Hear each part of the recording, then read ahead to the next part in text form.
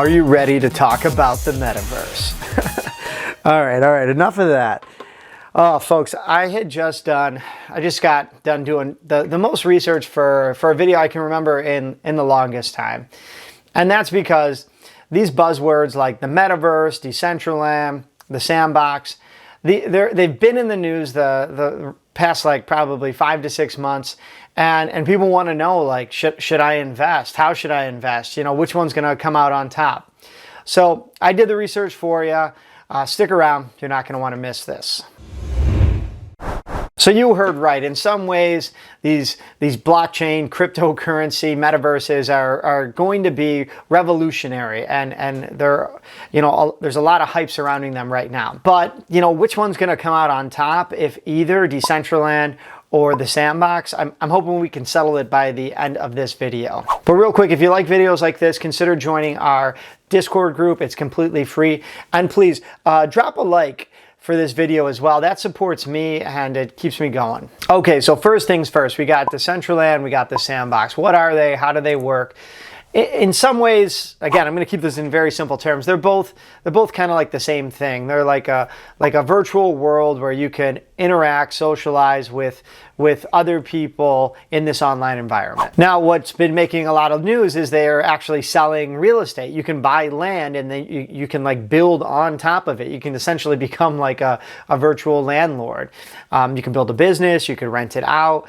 And so there's some commerce going on. There's some money to be made if you own that land and somebody's willing to pay you money for either the goods, services, or just being able to, be on that land. And then the other component is you've probably heard about these marketplaces that exist, these NFTs where you can buy and sell other types of, digital products.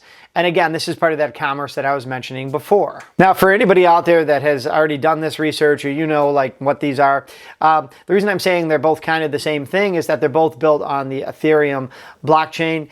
And so we have to kind of look a little bit deeper about, which one might be the one that's going to be like essentially the winner. So you might be asking yourself, well, what's the difference? And again, I want to talk about one more similarity real quick is that they both have their own tokens, their own cryptocurrency that you can buy. And there's other types of, tokens, let's say, that you need within them to sort of interact and run that commerce. But on the most basic level, for Decentraland, they have their Mana token. And for the sandbox, they have Sand tokens. So if you are going to be interacting and conducting any sort of business or gaming, those are going to be the currencies, the cryptocurrencies that exist and you're going to need within each metaverse. But that's where the two roads start to diverge a little bit. And I don't want to show my hands too quickly about which one I think might come out in the lead. So let's talk about what like the future plans are. And I just want to do a quick disclaimer.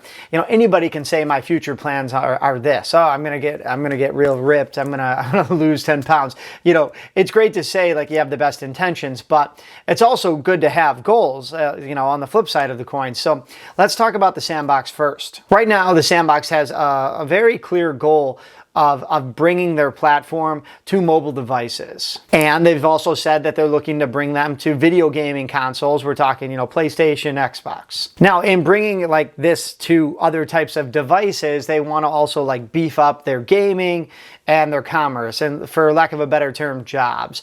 So they're making it a goal within the next, let's say, 2 to 3 years to have thousands more games. So it's going to be more fun to like sign on, dive in, and actually like spend some time in there. But also people from all over the world could log in and actually, for lack of a better term, work and earn money. Now, if we move on over to Decentraland, they've actually gotten, in my opinion, way more publicity for kind of what they're doing in the now, but I can't really tell, and I don't think they really know where they're headed within the next 2 to 3 years. And I'll give you for example, they have signed so many endorsement deals, celebrity deals. They're having people drop NFTs. Like they're getting the hype and they're getting the news, but I don't think they exactly want to say where they're going. And it's not a matter of like keeping their cards, close in and not wanting to share their secrets. They just want to be able to pivot or kind of go where their audience and their celebrity endorsements take them. But one feather in Decentraland's cap is that they have suggested that they're going to make their platform somewhat interoperable with other types of platforms. Because these are blockchains, that's not exactly going to work. I don't want to get into the nitty gritty too much. It's not exactly going to work the exact same way, but it is possible for cross-chaining like that to occur. So anyway, that's at least where they're headed. And then one of the last things I wanted to mention is kind of like, who's running the show? You know, both of these are supposed to be, you know, decentralized blockchain metaverses, but there are real people, engineers, businesses, investors behind each of these companies. As of this recording, the Sandbox team consists of about 30 people, and you can actually still find them on their website.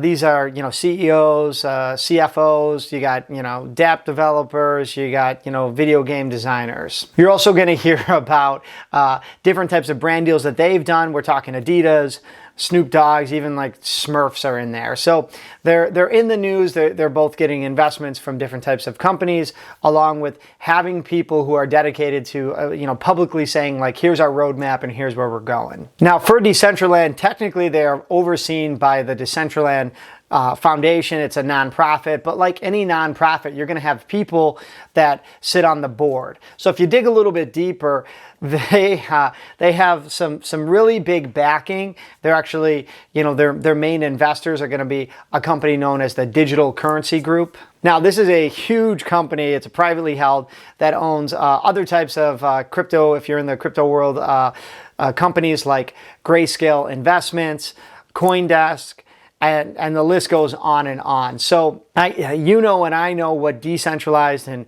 blockchain means, but there is big money and some real people behind the scenes sort of running the show. So if I had to pick, I'm going to give you my own opinion right now. It really does seem like Sandbox has, like, you know, more investors, you know, better transparency, you know, better, like, essentially a roadmap of where they're headed. That's not to say Decentraland can't, you know, continue to dominate the headlines. But in my opinion, if you had to only pick one, personally, I'm picking the Sandbox. But let me know down in the comments which one you prefer and why.